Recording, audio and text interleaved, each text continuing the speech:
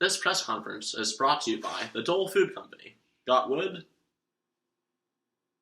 Oh, hello. Didn't see you there.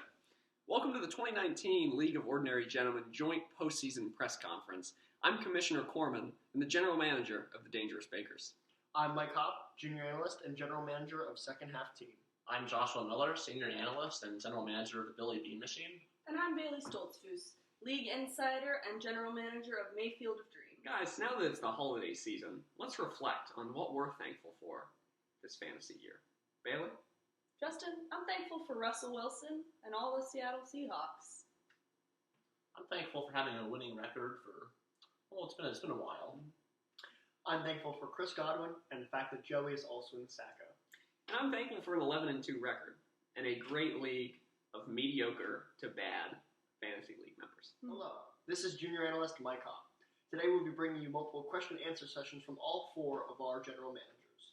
This is a diverse panel, and we're excited to have you watch this video. Hello, I'm Junior Analyst Mike Hopp. First off, we have Commissioner Justin Corman being asked the questions. Justin, you have a bye week this week for the first round of the playoffs. What are your players doing to get ready for the next round of the playoffs? Thank you for your very kind question, Mike. As I can tell you, you're very thoughtful in your preparation, and I admire that in you as a person, and not only as an interviewer. But to your question, how my players are preparing during the bye week, we have a 1-0 mentality whether we have an opponent to face or not. So this week we were focused on conquering the bye week. And that means a couple things. For one, it means staying healthy. We want our players to be out there this week getting points, but an emphasis on staying on the field. We have a lot of great players, and we have a lot of great depth behind them, but we want to make sure we are at full strength when we go into the semifinals next week. And that is our number one priority. Beyond that, it's just keeping up momentum. We have players like Dak Prescott, Christian McCaffrey, Dalvin Cook that are averaging double-digit point totals on a weekly basis. But it's all about continuing that momentum because next week, and possibly the week after that, we'll need them more than ever. The league in its current form has existed for 3 years now, but we've only had one champion. And by the end of this year, we will have had 3 different Sacco Bowl champs. Do you see any teams that are consistently elite, teams that are consistently bad, besides Joey, which is a given, or any rivalries forming between teams in the league? Bailey, I appreciate your question, and I appreciate your sound emotional state as you watch Allen Robinson score 2 touchdowns in the first half of this Thursday night game. In regards to your question, elite teams, I think every league member brings an elite aspect of themselves to the table.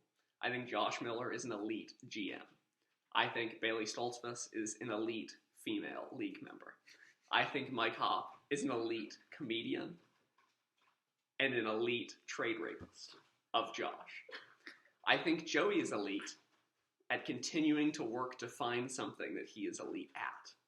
So I think every person in our league brings something to the table year in and year out, and it may not result in wins every time, but I know that deep in their hearts, and I mean sometimes very, very deep, buried, like you can't see it, it's there, that eliteness. Rivalries, I think the Burkett rivalry has always been special for the league. We offer a Better Burkett Award at the end of the season for the Better Burkett. Owen missed out in the playoffs this year, so it looks like he will not be hoisting that trophy. And meanwhile, Holden is going strong in the quarterfinals right now. But besides sibling rivalries, I don't think there are any true rivalries because I think every game is treated like a rivalry game in this league. There are no weeks off. Just like an elite college football conference like the Big Ten, you're going to have to play somebody tough week in and week out. And if your mind isn't 100% there, you're going to lose the football game. So Justin, if you somehow manage to squeak out a win during this bye week, you're slated to play the winner of Winning Is My Forte and the Billy Bean Machine. During the regular season, you went 3-0 against they combined 3-0 against these teams. In the first meetings with either team, you scored more than 130 points. How do you evaluate each team, and do you have a preference for your opponent next week? Josh, thank you for your question. And let me just say, you are such a valued part of this fantasy league. We really appreciate you. Getting to your question.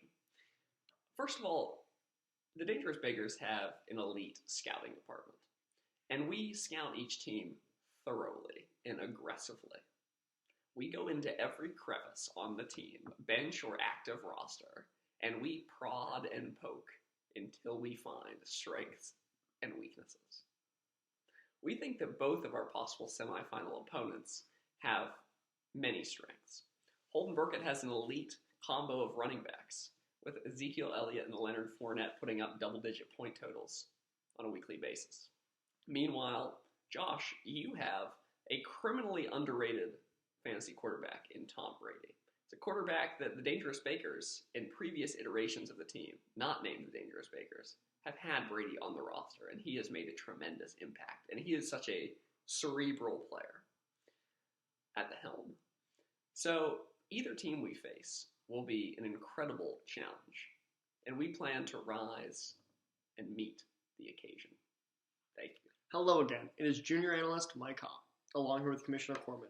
We will now be doing a little question and answer to see where Justin's true allegiances lie. Justin, what is more important to you, a LOOG championship or your family? A LOOG championship. Your favorite NFL team, so in your case the Steelers, winning the Super Bowl? Or a LOOG championship? A LOOG championship. A LOOG championship or PSU winning the playoff? LOOG championship. Your left or right testicle? LOOG championship. Both testicles? LOOG championship. Your future children?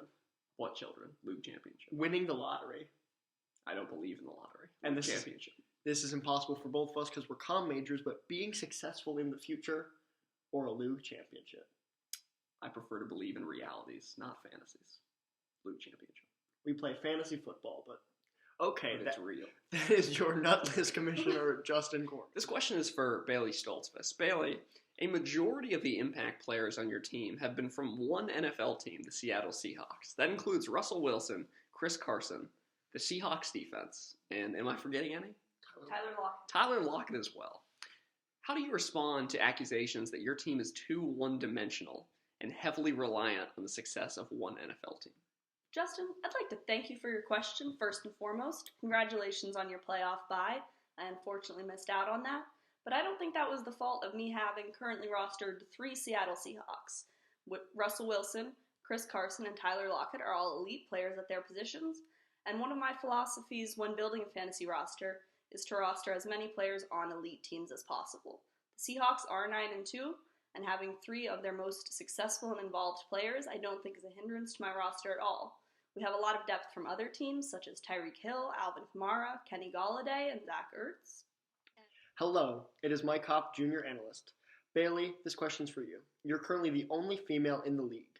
Do you feel any extra pressure for representing women everywhere and against an all-male fantasy football? Mike, thank you for your question and for your recognition of me as the only female member of the league.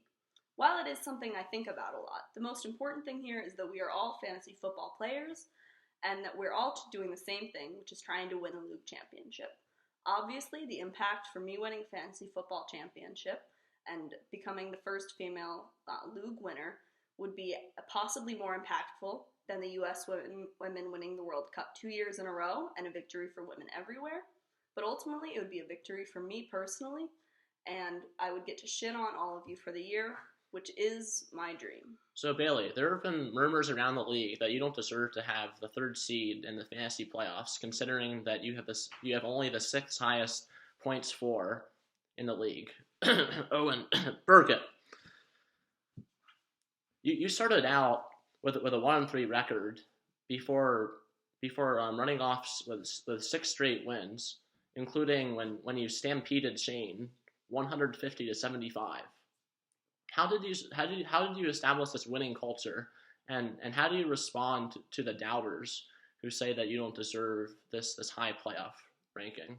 Josh, I'd first like to address these rumors by tackling them head on. Owen and Oliver, just because you're both in the Sacco and I'm not, doesn't mean that you deserve your spot more than me. This is a matchup-based league, and ultimately it comes down to winning your matchups each week, whether it's beating Joey by 2 points, 67-65, or scoring 150 and beating reigning league champ Shane.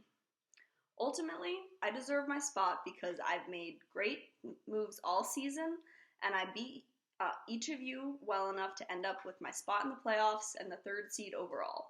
Ultimately, I didn't score enough points to beat out Shane for the 2nd overall seed and the bye week, which does reflect that I didn't score as many points as I wanted to this season.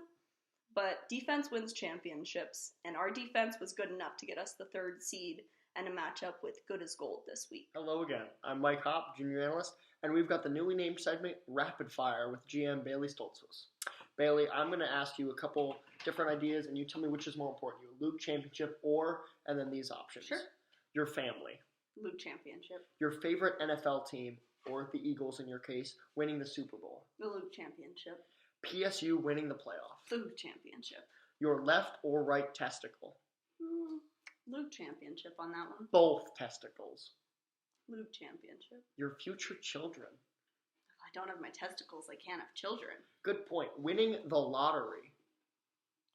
Winning a LOOG championship is winning the lottery. And being successful in your future. Once again, the only measure of success in the future is how many league championships you have. Well put, Bailey. Thanks.